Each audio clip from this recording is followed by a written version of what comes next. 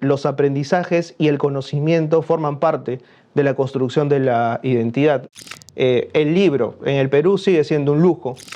El docente tiene y mantiene, creo, un extraño privilegio, ¿no? Y es el privilegio de ser la profesión que más se valora y que más se maltrata. Algo que decía Basadre, por ejemplo, el Perú es un país bendecido y al mismo tiempo maldito, porque detrás de la cordillera también se esconden nuestras desigualdades. Y si hablamos de educación financiera, todos estamos en la capacidad de ahorrar o hay peruanos que sobreviven.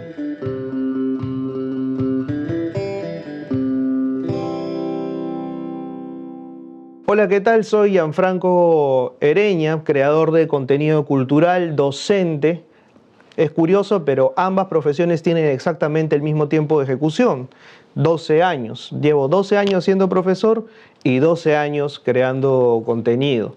La historia de cómo creo el Buen Librero justamente se remonta al tiempo en el que yo estaba en un periodo medio bisagra en mi vida, porque acababa de terminar la universidad, o estaba por terminar la universidad, perdón, me corrijo, y no sabía qué hacer con mi vida. Había acabado mis prácticas profesionales un año antes, anticipándome a muchos de mis compañeros, no me habían renovado las prácticas profesionales y le pedí a un profesor que me ayudara a conseguir trabajo y el único trabajo que estaba disponible era el de profesor. Pero era un trabajo que yo también quería hacer en algún momento, era un trabajo que yo anhelaba hacer, quizás no a esa edad, que era los 22 para 23 años, me adelanté a eso, pero terminé ejerciéndola y fue un flechazo a primera clase, porque digamos que ya en la práctica misma entendí que era una profesión que me iba a permitir leer, escribir, estar constantemente interactuando con gente, pero al mismo tiempo dándome ideas para conectar con un público que yo sabía en algún momento iba a llegar a mi proyecto, ¿no? Y el Buen Librero surge justamente como la idea de recomendar libros a un público mucho más masivo que no sea necesariamente el académico y que esté básicamente orientado a los jóvenes, ¿no? Era un proyecto multiplataforma. En el 2013 eso era pues hablar de chino, mandarín, japonés fusionado con el Namekusei, porque nadie entendía que era un proyecto multiplataforma como tal. Pero cuando yo decidí crear este circuito, a la gente pareció gustarle, pero sobre todo porque combinaba varias cosas: mi experiencia personal, mi experiencia como profe, mi experiencia como lector, y de la intersección de todo eso pues surgió una voz que hasta ahora me acompaña, ¿no? Cosa que me ha dado muchísimas alegrías y espero que me siga dando más alegrías en un futuro, ¿no? Genial, Gianfranco. Estamos muy felices por tenerte en Conversatorios y no se olviden que el día de hoy los invitamos a conversar, pensar y hacer. Entonces vamos a iniciar con el tema a tratar el día de hoy. Pues bien, a ver, la lectura como proceso de aprendizaje, yo creo pues que hay una suerte de añoranza, ¿no? Los padres de familia suelen decir, yo leía, y lo dicen en pretérito, en pasado, como si fuese algo que dejaron de hacer. Yo me pregunto en qué momento dejaron de hacerlo.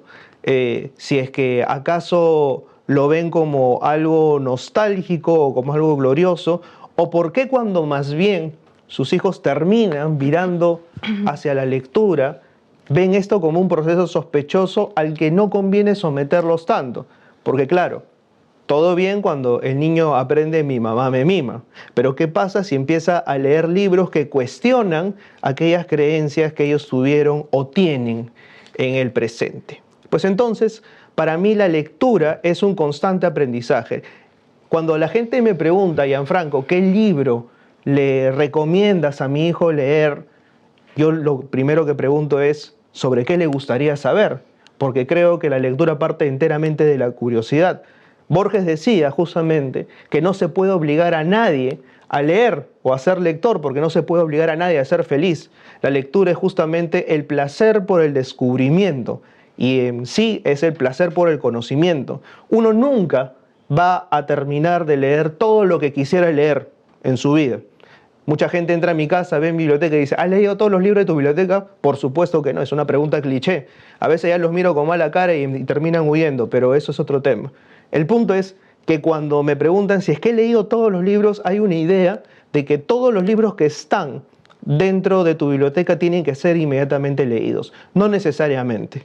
Creo que uno puede, a través de la formación de una biblioteca, armar una radiografía de su propio pensamiento, los temas que le interesan, los temas sobre los que le gustaría saber y los temas sobre los cuales ha comprado libros pero todavía no se siente preparado. Yo creo que los libros llegan a uno en el momento exacto. Entonces es constantemente parte del aprendizaje, porque el conocimiento es parte del aprendizaje y el conocimiento está en los libros. Podemos debatir si es que el conocimiento puede estar también en otras partes, puede estar también en las películas, puede estar en los discos, puede estar ahora a través de internet, pero digamos que la pasión por el conocimiento, por descubrir, siempre tiene un tipo de texto detrás y eso es a lo que yo quiero apuntar, ¿no? Y mi obsesión justamente por tratar de diversificar la cantidad de aprendizajes pasa porque los chicos se enteren de que los aprendizajes y el conocimiento forman parte de la construcción de la identidad. Así que mi vida está guiada a construir identidades y a averiguar, sobre todo, cuál es la identidad que nos guía para construir una sociedad mejor, ¿no? Genial. Gianfranco, tenía una pregunta en relación a lo que señalas y la habilidad que tienes, la pasión también por la lectura. Por ejemplo, si hablamos del sistema educativo como tal, ¿crees que está diseñado para que los estudiantes, sean en el colegio o también los universitarios, puedan construir esta pasión por el placer a leer? ¿O solamente leen porque está inculcado en la sociedad o porque el profesor o porque hay una nota de por medio? ¿Tú qué propondrías a raíz de ello, ¿no? ¿Cómo ves el sistema educativo respecto a la lectura, mejor dicho? Bueno, creo que el principal lector tendría que ser el docente. Lamentablemente no es así. El libro en el Perú sigue siendo un lujo. Un lujo ya sea porque económicamente es inaccesible o porque no está simplemente dentro del sistema de formación de los docentes mismos. A ver, si es que yo pregunto cuánto cuesta un libro de formación educativa, estamos hablando que está totalmente fuera del presupuesto de la gente. Mucha gente me dice, pero Gianfranco, ahora existen PDFs y demás. Ok, pero ¿quiénes tienen acceso al conocimiento para poderlos guiar a ese conocimiento y cuánta gente realmente hablamos? No solamente en Lima, no solamente en zona urbana, sino alrededor del Perú, tiene acceso a internet, tiene acceso a dispositivos electrónicos que les permitan poder consumir y que están física y mentalmente en las condiciones para poder aprender, ¿no? Entonces, el docente tiene y mantiene, creo, un extraño privilegio, ¿no? Y es el privilegio de ser la profesión que más se valora y que más se maltrata. Se maltrata socialmente, se maltrata económicamente y se maltrata psicológicamente. Por otro lado, tenemos que puedes tener docentes con mucha voluntad, pero son las instituciones educativas y el currículo educativo el que está diseñado prácticamente para burocratizar absolutamente todo y hacer que la voluntad se estrelle con las intenciones y con la realidad. Entonces, mi visión de la educación es, en principio, elevar la figura del docente, que el docente sienta que su trabajo es realmente importante, es realmente valorado, y que el docente sepa que es un agente de cambio, que es un agente hasta revolucionario. Si es que nosotros ponderamos y valoramos y ponemos en práctica el ejercicio de entender que la docencia es un acto de amor antes que de obediencia, vamos a entender que la docencia es capaz de transformar vidas. ¿Cuánta gente a través de una buena clase ha cambiado su perspectiva a propósito de su vida, de su relación con el conocimiento y demás? Entonces, yo quiero apuntar a ese profesor que está precarizado, que no tiene las herramientas, que no tiene los accesos necesarios como para poder hacer una clase, y quisiera facilitarle el aprendizaje en ese sentido. Quisiera facilitarle su proceso de enseñanza. Porque siento, y esto no es solamente un parecer, sino una realidad, que muchas veces podemos tener docentes que quieran hacer cambios, pero lamentablemente el sistema no los deja porque es un sistema que mide, que califica y que clasifica. Entonces, en ese proceso se pierden muchas de las cosas que hacen realmente a la docencia algo significativo, ¿no? Entonces, en relación a lo que señalas, ponderar al docente, brindarle las herramientas necesarias para que se pueda desenvolver de la mejor forma, pueda construir también ciudadanía y democracia a través de las aulas, cómo contraponemos o cómo enfrentamos a un sistema que evidentemente, un sistema educativo que evidentemente no va a permitir que el docente pondere. Bueno, jugar con sus reglas, pero como siempre digo yo, estar siempre al borde de la línea. Es decir, si te exigen competencias y capacidades en un sistema que está enteramente precarizado, ok, démosle competencias y capacidades, pero no perdamos de fondo lo que es realmente esencial, que es el contenido. O sea, muchas veces dicen, estábamos en un sistema enteramente enfocado en contenidos, pasamos ahora a un sistema en competencias que forme ciudadanos funcionales. ¿Funcionales para quién? O sea, si nosotros estamos formando ciudadanos funcionales, tendríamos que ser funcionales en torno a la democracia. Y la democracia tiene como valor transversal la formación de ciudadanos críticos. Lo que estamos formando son ciudadanos acéfalos, ciudadanos pasivos, ciudadanos que no necesariamente participan activamente del proceso democrático. Entonces, quieren competencias, quieren capacidades, trabajemos transversalmente con las áreas de humanidades, con las áreas de ciencias y con las áreas de matemática.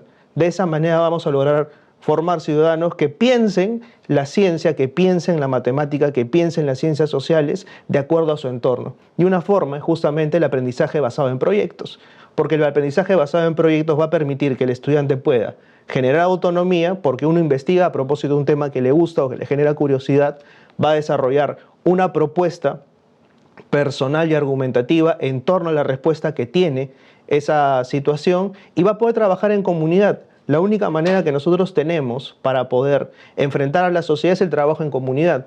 Yo no necesariamente elijo con quiénes voy a relacionarme. La vida es eso. Y tienes que aprender a tolerar, tienes que aprender a negociar, tienes que aprender a que juntos tienen que empujar un proyecto. Pero ¿cuánto de ese proyecto me representa? ¿Cuánto de ese proyecto yo pongo en valor? El aprendizaje basado en proyectos es un proceso. En un país que no respeta los procesos, en un país que apela al cortoplacismo, hacer un proyecto puede resultar utópico. Pero si empezamos a ver al del costado no como una competencia, no como un rival, no como un enemigo, sino como parte de algo que puede construir algo mucho más grande, creo que estamos haciendo bastante, ¿no? Genial, entonces considera ser estratégicos también con el sistema educativo actual. Y justamente con ese nuevo paradigma que es el aprendizaje basado en proyectos, construir ciudadanía y democracia, pero una ciudadanía crítica, pues no tal como lo señalabas, no pasivos, sino activos, que puedan ser parte de la discusión, del debate, que puedan ser conscientes incluso de los problemas públicos que subyacen en su sociedad y que puedan también ser y estar, ¿no? Por eso es que esta posición que señalas confronta el individualismo, quizás un individualismo libertario, un individualismo neoliberal que el día de hoy pues, nos enfrentamos en general. Justamente hay un autor, seguramente Paulo Freire, lo habrás estudiado, habla de la pedagogía de la ternura. Y vamos con una pregunta en relación a ello. Perdón, a la pedagogía del oprimido.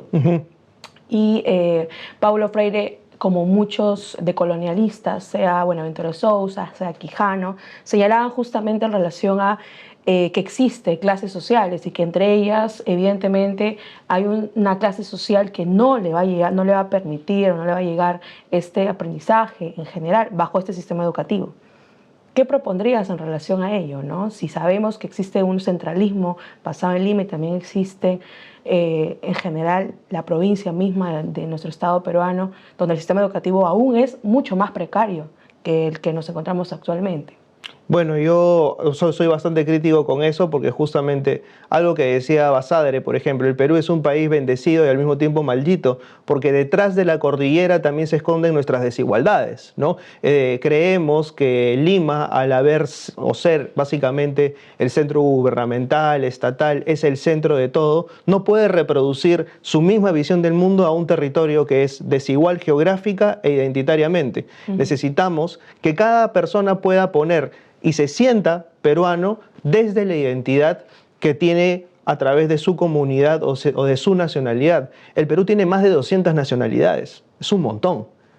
¿Qué pasa si es que alguien viene y le dice, ¿sabes qué? Tienes que apuntar a competencias y capacidades globales. ¿Qué tan integrado se va a sentir si estas identidades globales le son extremadamente ajenas y le dicen que su identidad no se ajusta a las necesidades globales del mundo? Entonces, lo que tenemos que hacer es que desde su identidad ellos puedan participar, no solamente de un currículo que los integre, sino de un currículo que los haga competitivos. Ahora, lo que tú mencionas justamente y lo que Freire menciona, que tenemos básicamente un sistema que lo que hace es oprimir, pues sí, básicamente, ¿no? Ahí podría citar a Bourdieu también, ¿no? Pierre Bourdieu menciona lo que es la violencia simbólica. Hace poco presentaba un libro que se llama El privilegio en el Perú. La violencia no necesita ser necesariamente física. Basta con que yo pueda ir a un lugar y no me sienta capaz de habitar ese espacio. ¿A qué voy? Por ejemplo, ¿qué pasa con ese padre de familia que ahorra toda su vida para que su hija tenga una educación de calidad y cuando este chico entra a la universidad los círculos sociales no lo dejan ingresar? Porque, digamos, no pertenece y critican su forma de hablar. Estamos hablando de capital cultural. Digamos que cuando sale de la universidad y tiene, digamos, buenas notas y demás, el capital social no le permite acceder a puestos que sus otros compañeros sí, porque ya se conocen de tiempo, porque todos ya han venido tejiendo relaciones entre ellos, y también hablamos de un capital económico que juega a favor de esto. Entonces, son temas identitarios que de alguna u otra manera juegan en paralelo con la educación. Entonces, el sistema neoliberal, ¿qué es lo que nos vende? Y eso es lo maquiavélico, de que todo es responsabilidad únicamente del individuo. Si tú no sales adelante es porque no quieres. Si tú estudiaste en una universidad y destacaste y no conseguiste trabajo, es porque algo hiciste mal. Y le trasladan toda la responsabilidad al individuo. ¿Por qué no criticar el sistema? Criticar el sistema parte justamente de poder vernos en perspectiva y saber desde qué lugar enunciamos. Por eso la importancia de trabajar en equipo. O sea, si es que yo digo, no, con esta persona no trabajo, en la vida uno puede seleccionar necesariamente con quién trabaja o quién no. No necesariamente es así. O sea, si es que vives en una burbuja de repente. Pero romper esa burbuja es necesario. Y entender que somos diferentes, que tenemos identidades distintas, pero que podemos llegar a un objetivo en común. Y ahí es donde entra a tallar el respeto hacia el otro y demás. Es lo que Freire decía, a través del debate se construye sociedad. Si tú anulas el debate, lo que construyes es básicamente un autoritarismo vertical que va a hacer que la sociedad siga ponderando a los que están arriba, siga aplastando a los que están abajo y los que estén al medio vayan a querer básicamente hipotecar su identidad con tal de encajar en el círculo que está más privilegiado. Y eso lo que aumenta es la brecha de desigualdad. Genial. Gianfranco, algo que también señalabas es los tipos de violencia que puedan existir o coexistir. Y también hay una violencia estructural como tal. Por ejemplo, una comunidad andina, por ejemplo. O la comunidad en la selva, ¿no? Comunidades en la selva. Por ejemplo, ellos sufren también de violencia estructural, porque además que tienen un sistema educativo precario, no tienen los recursos básicos para poder asistir o ser parte del sistema educativo actual, por ejemplo, ¿no? Y eso ya es violencia estructural como tal. También Bourdieu hablaba en relación a ello.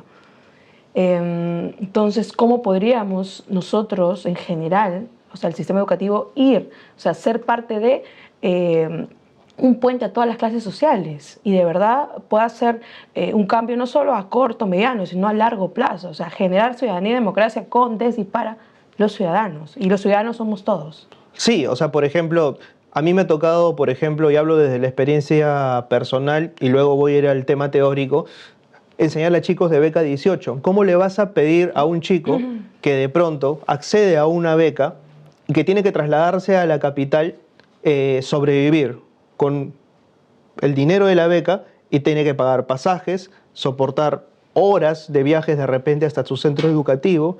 Y si a veces tú le pides a ese chico que pueda sacarle una fotocopia o una separata, ese día ese chico a veces ni siquiera come. Entonces, estamos hablando de que mucha gente disfraza la oportunidad de privilegio. Entonces, ahora, por ejemplo, tenemos a una chica que se compra un departamento y toda la gente sale a criticarle, decir, entonces quítenle la beca, porque yo estoy pagando mis impuestos para que le den esa beca. Y ese traslado de la responsabilidad me parece muy maquiavélico. ¿A qué voy con todo esto? Cuando tú ves la realidad educativa nacional a nivel macro, tenemos niveles de precarización muy fuertes. O sea, son chicos que tienen que recorrer hasta 12 kilómetros para poder llegar a sus centros educativos. Y son centros educativos unidocentes. O sea, donde a veces el profesor, y esto me lo contaban los mismos alumnos, está borracho. O sea, ¿qué vas a hacer si tú llegas a tu centro educativo y tu profesor, el que le tiene que enseñar en una misma aula a chicos de primero, segundo, tercero, cuarto y quinto de media, está borracho, se tiene que regresar a su casa? Y si pone en balanza la perspectiva, educarme o trabajar en el negocio familiar, le es mucho más rentable trabajar en el negocio familiar. Y ese negocio familiar está relacionado, por lo general, a actividades extractivas, a trabajar con las materias primas y no a necesariamente acceder a educación superior. Ahora, ¿qué pasa si es que por X razones ese chico o esa chica termina su escolaridad? ¿Está en capacidad de poder postular a una universidad en la capital departamental a la que pertenece? ¿Está luego capacitado ese chico de poder insertarse en el mercado laboral? No necesariamente. No necesariamente. Esto lo hablaba con Ricardo Cuenca, por ejemplo, que fue en su momento director del IEP y también hablaba a propósito de esos temas. Esos niveles de desigualdad son los que tenemos que trabajar. ¿Y cómo los podemos trabajar? En principio, haciendo una movilización de pensamiento a entender que también las carreras técnicas son una opción. Tenemos que ponderar muchísimo las carreras técnicas en el país. ¿Y cómo podemos ponderar las carreras técnicas? Podemos hacer aprendizaje basado en problemas y aprendizaje basado en proyectos que incluyan también dentro de los trabajos el hecho de poder incluir carreras técnicas ahí, carpintería, manulería, o cosas que se relacionan también con la región y las necesidades a las cuales apunta cada una de ellas. Y que el chico no sienta que necesariamente está apuntando a algo extremadamente lejano, sino a resolver problemas cercanos de su comunidad y de esa manera poder insertarse en el mercado laboral y poder tener capacidades competitivas que le permitan llegar a una educación superior y a esa educación superior llevarlo a poder competir en el mercado laboral. Creo que ver toda esta cuestión a nivel macro a muchos educadores, sobre todo en el Ministerio de Educación, les rompe la cabeza y prefieren seguir con lo mismo porque armar esta complejidad requiere de gente capacitada, que podamos ver en perspectiva los problemas sociales y no únicamente desde Lima, ¿no?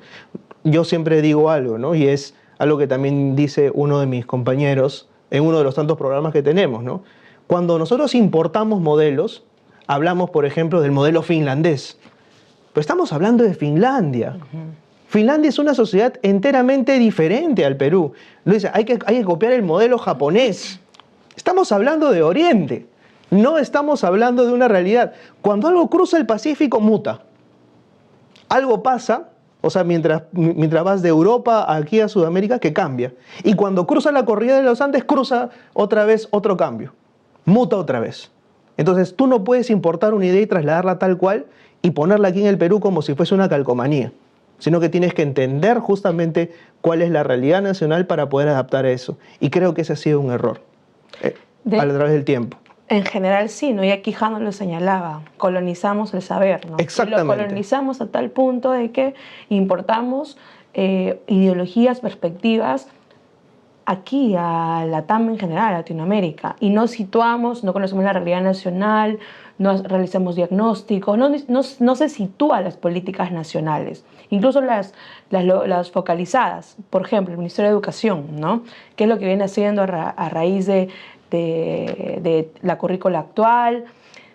Señalabas, y me parece interesante que ese paradigma de aprendizaje basado en proyectos pueda transversalizarse en general en las políticas públicas en cuanto a la educación.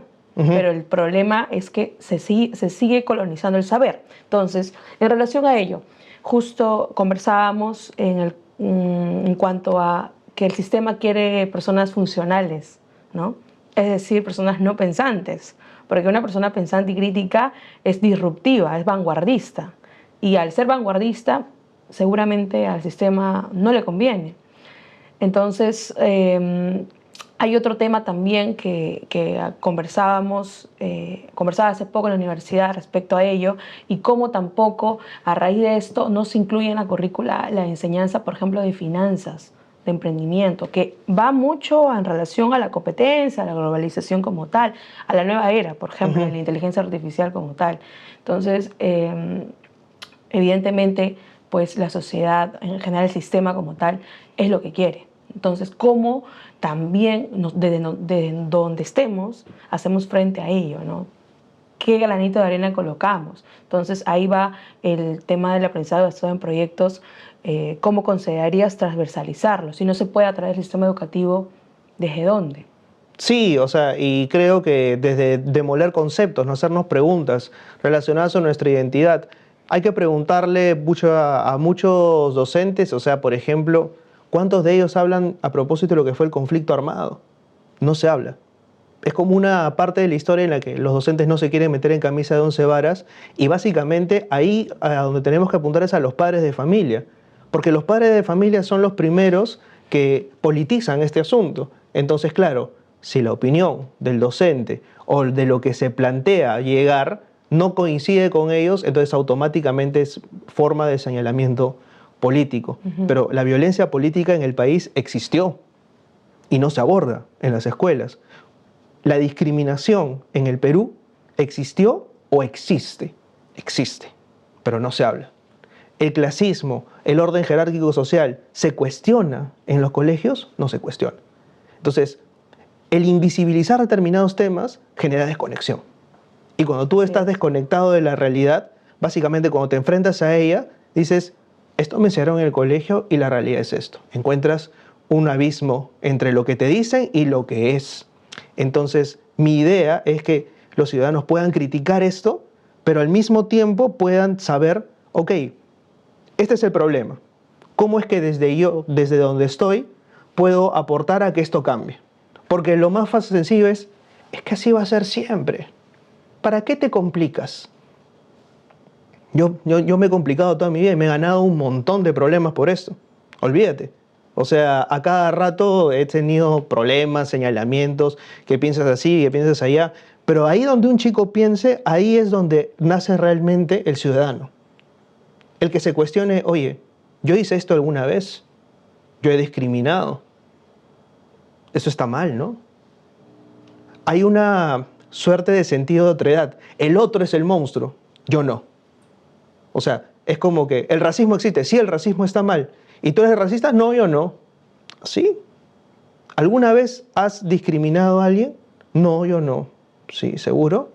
A ver, o sea, ¿cuál es tu visión de discriminación? No, es que yo tengo amigos que son de color. Ah, mira. ¿Y por qué le dices de color?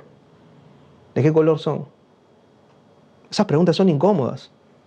Muchos profesores no se atreven a hacer esto, porque cuando alguien se ve a sí mismo como un monstruo y reacciona, es duro. Es duro darse cuenta que uno también es monstruo. Y ahí es donde nace la sociedad, decir, ok, reconocemos nuestros errores y nos miramos en perspectiva. Mencionabas el caso de las finanzas y la economía, por ejemplo. Ok, ¿realmente todos parten del mismo lugar? O sea, ¿el pobre es realmente pobre porque quiere? Ajá, eso sí. A ver, digamos, ¿cuántos son los costos de formalización? Yo quiero hacer un emprendimiento. ¿Cuánto tengo que invertir? ¿De dónde saco ese capital? Hablamos de empleo formal e informal. ¿Ese señor que es informal porque quiere? ¿O cuánto le cuesta realmente formalizarse? ¿Cuánto es el cobro de impuestos por tratar de entrar al sistema legal? ¿Qué significa emitir un recibo por honorarios? ¿Qué significa pagar impuestos a finales de mes? Todos vamos a ser en algún momento mayores de edad y nos vamos a enfrentar al sistema financiero. ¿Cuánto es la tasa de interés que cobran los bancos? Los bancos te cobran tasas de interés de hasta 15%. Es uno de los intereses más altos de Latinoamérica. ¿Y alguien cuestiona eso? No. Hablamos, ¿no? Igual, ¿no? PBI, el Producto Bruto Interno, el chorreo. Los peruanos estamos en un superávit económico. Y ese superávit económico, ¿cómo llega a las políticas públicas y sociales? En la pandemia un montón de gente no se murió porque no tenía acceso a servicios públicos básicos. Nuestro sistema no colapsó y ahí no se nos cayó el mito a propósito de que básicamente éramos una de las mejores economías de Latinoamérica. ¿Dónde quedaron? O sea, esas ilusiones de muchos peruanos que veían en el Perú el modelo, o sea, económico de Latinoamérica. Hay que cuestionarse esas cosas. Y si hablamos de educación financiera, todos estamos en la capacidad de ahorrar o hay peruanos que sobreviven en el día a día. Mucho se habla, ¿no?, de que somos los peruanos creativos y el peruano y el cholo power. Hermano, si es que yo tengo que sobrevivir en el día a día, no tengo tiempo para poder pensar necesariamente, tengo que resolver como sea. Y esas son las situaciones que te llevan a saber, ok, yo no necesariamente tengo estos problemas, pero puedo tener otros. ¿Desde dónde miro la economía? ¿Desde dónde miro las finanzas? Ok, listo. A partir de eso puedes ver todo el tema financiero que tú quieras. Pero primero hay que construir sociedad, hay que construir identidad, hay que saber de dónde se parte. Y no se trata de que si a ti no te afecta, no tienes por qué hablar de esto. No. A mí me afecta porque estoy viviendo en un país que es enteramente desigual. Y en tanto nosotros podamos creer y crear una sociedad mucho más cooperativa, vamos a poder ser un país mejor y ese país mejor nos va a beneficiar a todos.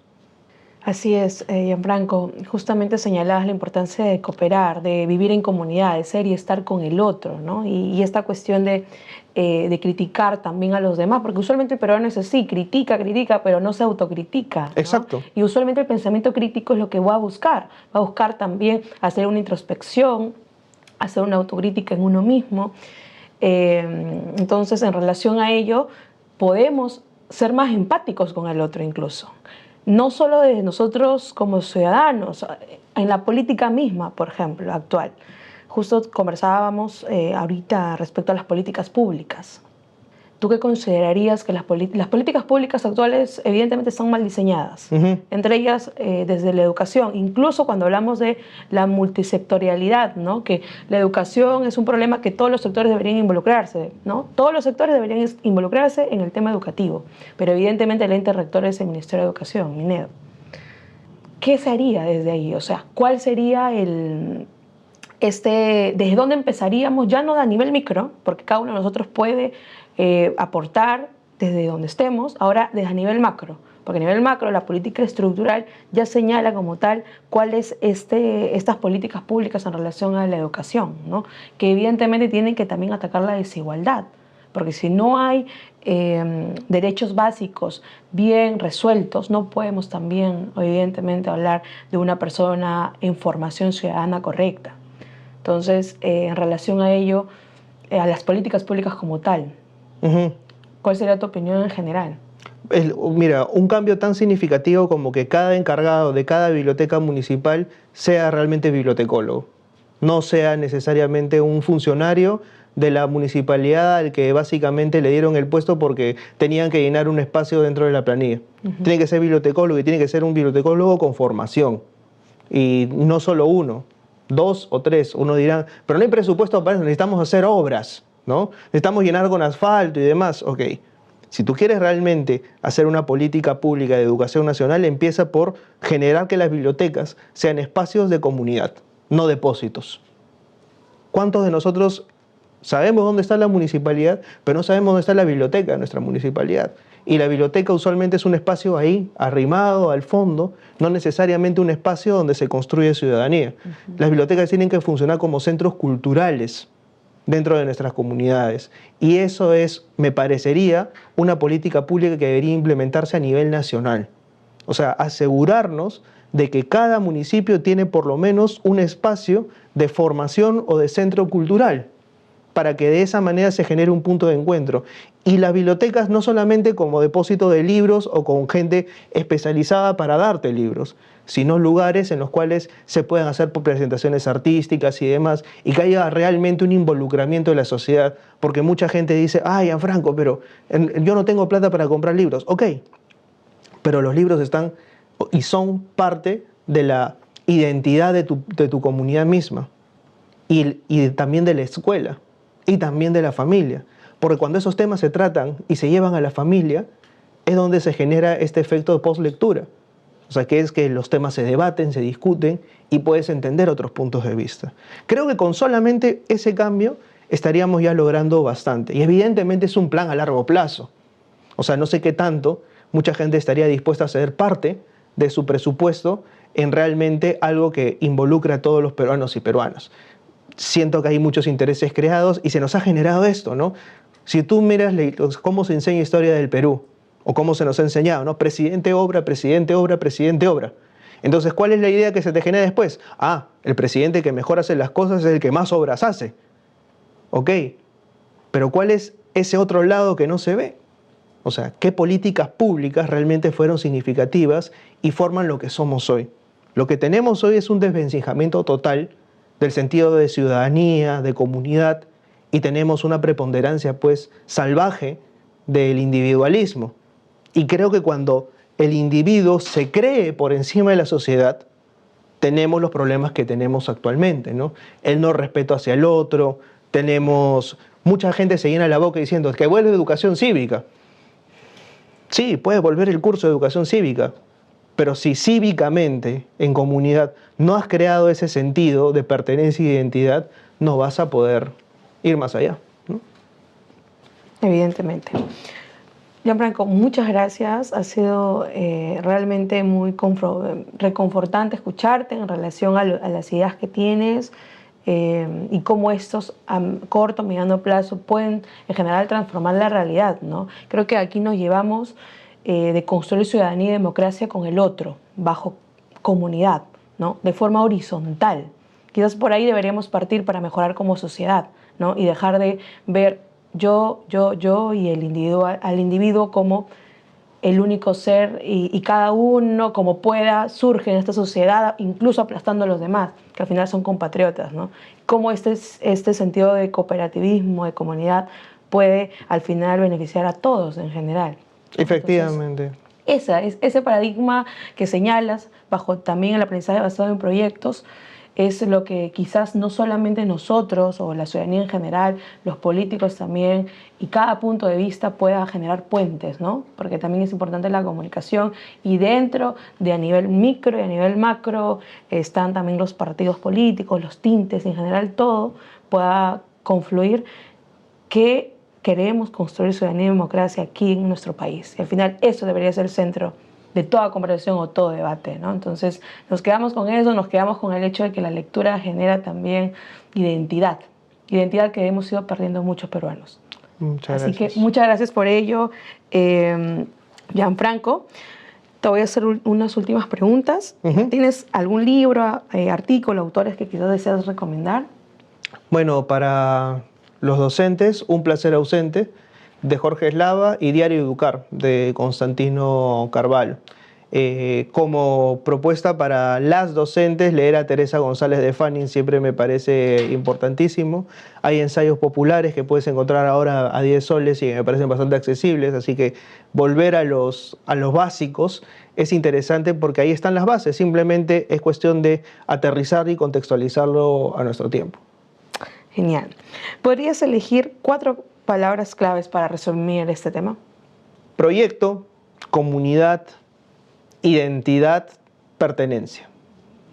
¿Qué planes tienes más adelante? Bueno, seguir haciendo docencia, ahora justamente más docente que nunca porque creo que a través de todo lo que hago en diferentes canales, no me propongo necesariamente educar a nadie, pero creo que a través de poner en carpeta determinados temas, sí educo de repente la capacidad de algunas personas de entender o por lo menos de debatir ciertas ideas. Y eso me parece importante. Así que educar y ser profesor toda mi vida. Gianfranco, coméntanos sobre el proyecto Librero. Bueno, Proyecto Librero justamente nace en complicidad con Soncoy. De verdad que para mí ha sido una oportunidad tremenda porque es muy raro que apuesten en principio por las ideas, que crean en las ideas y que las lleven a cabo. O sea, yo a veces me siento como un director de teatro que ha armado toda su vida el guión y ahora ve la puesta en escena. Vamos a ver la puesta en escena, espero que pronto, ¿no? Proyecto Librero básicamente plantea el acceso libre a la educación y a la capacitación.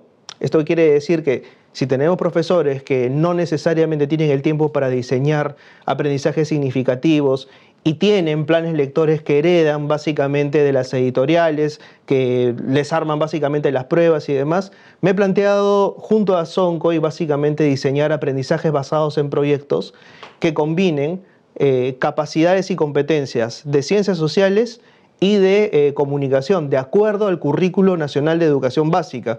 Eso es lo que yo te decía justamente hace un rato, ¿no? Si dicen, Gianfranco, pero ¿cómo podemos transformar esto? Juguemos con las reglas de ellos, pero con las reglas de ellos generemos aprendizajes significativos que no podemos en el día a día transformar debido al tiempo, a la burocracia y demás. Entonces hemos diseñado rúbricas de aprendizaje, sesiones de aprendizaje y además estamos teniendo un banco de libros de acuerdo a cada año de secundaria. Entonces, cada año de secundaria va a tener un proyecto que se va a desarrollar a través de un libro. Entonces, es una selección inicial que hemos planteado y de verdad estoy con toda la ilusión de poder ya ver cómo se ejecuta, porque, como te digo, toda mi vida lo he estado pensando. Ahora vamos a ver, seguramente ya cuando se ejecute, veremos qué retroalimentación nos dan los propios profesores y va a ser como un trabajo de artesano, ¿no? Ir ajustando piezas hasta que básicamente tengamos el trabajo ideal que espero se llegue a realizar pronto, ¿no? Así que ilusionadísimo, agradecido enormemente con Soncoy por la buena onda, la predisposición. Tienen un equipo maravilloso, gente de 10 puntos, de verdad. Algunos de ellos están acá en el set. Pero eso, básicamente eso. Genial. ¿Dónde te podemos encontrar? El Buen Librero en YouTube, en TikTok, en Instagram y también en la SUNAT. Así que ahí sí no me busca. Vamos con Lobita. Si fueras un título de libro, ¿cuál serías? El porqué de las cosas, de Quim Monzó. Es un libro de un autor catalán, es un autor que es considerado una figura emblemática por allá, sobre todo porque tiene dos características que a mí me gustan muchísimo. Es un autor que apela a un humor muy, muy ácido, extremadamente, que es políticamente muy incorrecto, pero que es dueño pues de una prosa bastante humorística, bastante ligera, pero no por ello menos profunda. Yo lo conocí a Quim Monzó cuando estaba en la universidad. De hecho, él es quien desata mi pasión por los anagramas. Lo encuentro en una librería, publicado justamente en Anagrama, y descubro uno de los tipos de escritor que a mí me hubiese gustado ser. O sea, dije, si en algún momento escribo, me gustaría escribir como Quim Monzó. Así que sería el porqué de las cosas, ¿no? Es un libro de cuentos, cuentos muy cortos, de 1 a 2 páginas, pero que a mí francamente me encantó. Un personaje literario que debería ir a terapia es Charles Bovary. Definitivamente, amigo, date cuenta. Charles Bovary y Madame Bovary en sí misma me parece un personaje enteramente subvalorado, al que le ha caído mucho hate, me parece que injustamente, porque es una mujer adelantada a su tiempo. O sea, a mí me cae muy bien Madame Bovary. O sea, lee novelas a propósito de romances y se da cuenta pues que su novio y posteriormente su esposo pues es un bobalicón, ¿no? Es enteramente un tipo que tiene los calzones hasta las rodillas, ¿no? Que no tiene autoridad, que no tiene voz, que cree que el amor básicamente cae mágicamente y que por eso es, ¿no? Y Madame Bovary sueña, le saca los cuernos y es criticada duramente, ásperamente por la sociedad de su tiempo, ¿no? El primer libro que me hizo amar la lectura fue definitivamente Robinson Crusoe. Robinson Crusoe es la historia pues de un tipo que naufraga y que tiene que prácticamente sobrevivir, ¿no? Estamos hablando igual de una Inglaterra muy victoriana, estamos hablando de una Inglaterra excesivamente conservadora. O sea, visto la distancia, ahora yo digo qué cruel que era Robinson Crusoe. Además es como que llega a la isla y somete a Viernes, ¿no? Y lo convierte en su esclavo. Pero en ese momento era, mira, se hicieron amiguitos. O sea, no les hicieron amiguitos. O sea, Robinson Crusoe somete a Viernes y lo hace actuar con fines a sus intereses, ¿no? Ese es colonialismo puro, ¿no? Pero en ese momento, o sea, yo me sentía Robinson Crusoe, porque además Robinson Crusoe era chévere, ¿no? Era flaco, tenía el pelo largo, era barbón, tenía la pinta de un hipster barranquino, ¿no? Entonces, yo tenía 11 años y todos hemos querido ser el rockstar, ¿no? En algún momento. Y en ese momento, pues para mí que estaba en el colegio, la lectura era algo muy al margen. O sea, todo el mundo no necesariamente quería ser el chico más chancón. Yo quería ser el chico más chancón porque quería en algún momento que mi nombre figurara en la lista y era un intento ahora entiendo, por ver mi nombre publicado. Para mí eso me parecía un pequeño milagro, ¿no? Que tu nombre estuviese publicado en una revista, en un cuadro, significaba que existías, más allá del simplemente ser, ¿no? Entonces Robinson Crusoe me dio eso, ¿no? Y aparte que me dio una serie de mentiras que yo propalaba pues en mi colegio, asumiendo que era Robinson Crusoe hasta que alguien encontró el libro, se me acabó el cuento y eso terminó muy mal, ¿no? Así que sí, Robinson Crusoe definitivamente.